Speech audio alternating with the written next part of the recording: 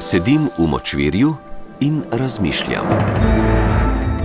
Zapisi iz močvirja. Ko je oni dan med kozlovsko sodbo v Beli hiši Trump omenil tretjo svetovno vojno in če poznamo vznesene izjave vplivnega ruskega politika Dmitrija Medvedjeva, ki mu je tretja svetovna vojna tudi pri srcu in pogosto na jeziku, je tudi nam, okorelim pacifistom, prišlo na misel, da se bo počasi treba pripraviti na kataklizmo.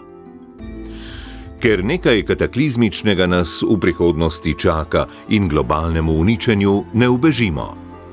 Med katastrofama podnebnih sprememb in naslednjih slovenskih parlamentarnih volitev pa se zdi tretja svetovna vojna še najmanj uničujoča možnost. Danes torej nekaj pavšalnih odgovorov na vprašanja o tretji svetovni vojni, ki se jih v resnih medijih nikoli ne zastavljajo, še manj pa nanje odgovarjajo. Prvo vprašanje je očitno in hkrati enigmatično, predvsem pa je zanimivo, da si ga do dneva današnjega še nihče ni zastavil. Namreč, katere države se bodo v tretji svetovni vojni borile in katera se bo borila proti kateri? Klasična konstelacija, ki smo ji zaupali desetletja, je bila vzhod proti Zahodu, Rusi z zavezniki proti Američanom z zavezniki. V nekaterih primerih pa se bo tretja svetovna vojna bila med zemljani in zavojevalci iz vesolja. A po novem te delitve in nekdanji nasprotniki ne veljajo več. In ko Trump žuga Zelenskemu, naj se ne igra s tretjo svetovno vojno, je jasno samo nekaj, da bosta na eni strani Amerika in Rusija proti Ukrajini. Nobenega indica namreč nimamo, da bi si bili Američani in Rusi tedni v laseh, tako da je jedrski spopad med obema velesilama nerealen. Je pa jasno, da gre obema na jetra Ukrajina. V nadaljevanju sklepamo, da se bodo Rusom in Američanom pridružili Kitajci, ker skupaj smo močnejši, ob njih pa bodo sile vsi sestavljali še Belorusi, Madžari in Severni Korejci. Na drugi strani bomo vsi ostali. Pa ne čisto vsi. Srbi se bodo težko odločili. Vučić pravi, da bi bili dopoldne za ene in popoldne za druge. Veliko težavo, za koga se boriti v tretji svetovni vojni, pa imajo tudi v SDS. Iskreno so navdušeni nad Trumpom, hkrati pa je ljubljeni vodja med prvimi prišel izreč podporo Ukrajini in to z rednim potniškim vlakom. Na srečo poznajo vojne institut pete kolone, ki presečne množice lepo razporedi po loku sovraštva in nasilja. Je pa ameriška administracija predlagala, da se za tretjo svetovno vojno izdajalci, saboterji in dezerterji imenujejo ali migranti ali pa tretje kolonaši, samo zaradi preglednosti. Uporabno navodilo za primer tretje svetovne vojne je, kako se za dogodek primerno obleči. Naivno in na prvo žogo bi dejali, da je logična izbira nekaj lažjega, ker bo tako ali drugače zelo vroče.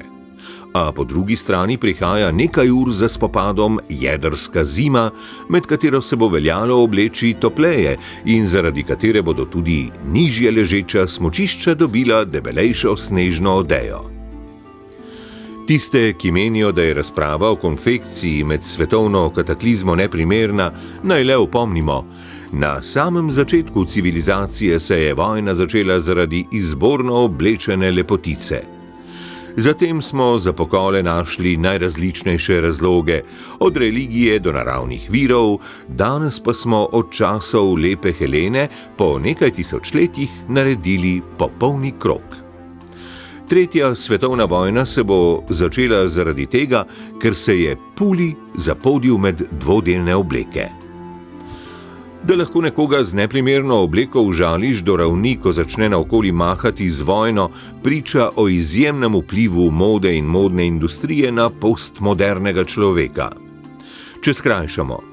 Na eni strani se bodo v tretji svetovni vojni borile urejene čete s torbicami Prada in s tradicionalno vojaško linijo Huga Bossa, na drugi strani pa jim bodo stale besneče množice oblečene v majice, džins in krokse. Tretji in zadnji poudarek današnje analize o sladkostih in težavah tretje svetovne vojne pa je vprašanje, kdo se bo v njej boril.